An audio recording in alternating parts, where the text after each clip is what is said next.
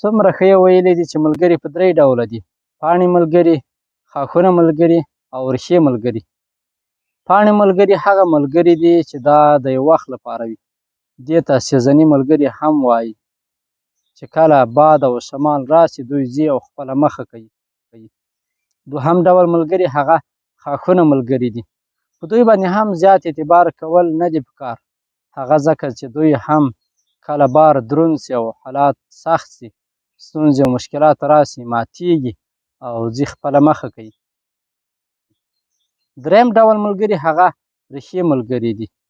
دا بیا هغه ملګري دي چې تل کوشش کوي تا ته انرژي درکړي، تا کامیابۍ ته ورسوي، تا وهڅوي. کوښښ وکړئ ځان ته ریښې ملګري پیدا کړئ، تر څو مو په ژوند کې پرمختګ او کامیابي رامنځته سي.